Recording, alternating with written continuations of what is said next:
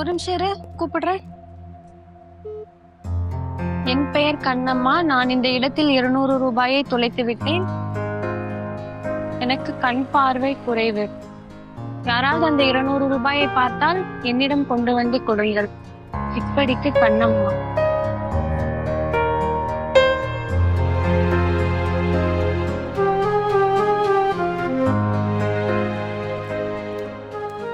எங்க ஒரு நிமிஷம். கண்ணம்மா பாட்டி வீடு பிள்ளையார் கோயில் தெருவுல இருக்குன்னு சொன்னாங்க. கண்ணம்மா பாட்டியா? அவங்களுக்கு நீங்க என்ன வேணும்? எனக்கு தெரிஞ்சவங்க தான். அவங்க வீடு மட்டும் எங்க இருக்குன்னு சொல்றீங்களா? கண்ணம்மா பாட்டி தானே? லாஸ்ட் லெஃப்ட் போயிட்டு ரைட் சைடுல ஒரு குடிசை இருக்கு. அங்கதான் கண்ணம்மா பாட்டி இருப்பாங்க. சரிங்க, ரொம்ப நன்றி.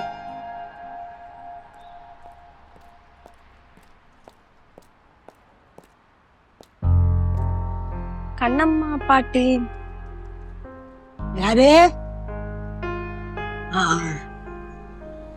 பாட்டி, என் பேரு ருக்மணி. இந்த வழியா நடந்து போயிட்டு இருந்தப்ப 200 ரூபாய் விழுந்து கிடந்துச்சு பாட்டி. அங்க பக்கத்துல போஸ்ட் கம்பத்துல எழுதி ஒட்டி இருந்தது. அதான் உங்ககிட்ட கொடுத்துட்டு போலான்னு வந்தேன். மணி, நான் எங்கேயும் போல, நான் எதையும் தொலைக்கலம்மா. இந்த 2 நாளா நிறைய பேர் வந்து பாட்டி நீங்க 200 ரூபாய தொலைச்சிட்டீங்க, இந்தாங்கன்னு கொடுத்துட்டு போயிட்டு இருக்காங்க. நீங்க தானே பாட்டி எழுதி ஒட்டி இருந்தீங்க. எனக்கு நனவு தெரிஞ்ச நாள்ல இருந்து எனக்கு கண்ணு தெரியாது தாயி.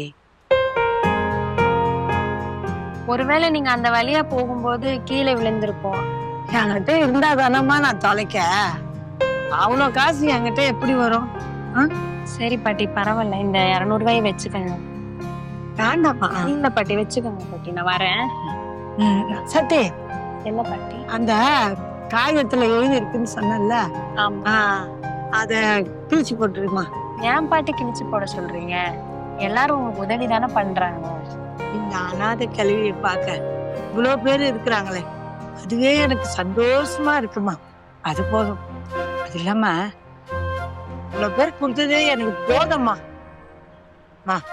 அந்த காயத்துல இருக்கிறத கிழிச்சு போட்டுறியா? சரி பாட்டி, நான் வரேன். கண்ணு, நீ நல்லா இருக்கணும் ராஜாத்தி. சரிங்க பாட்டி, உடம்ப பாத்துக்கோங்க.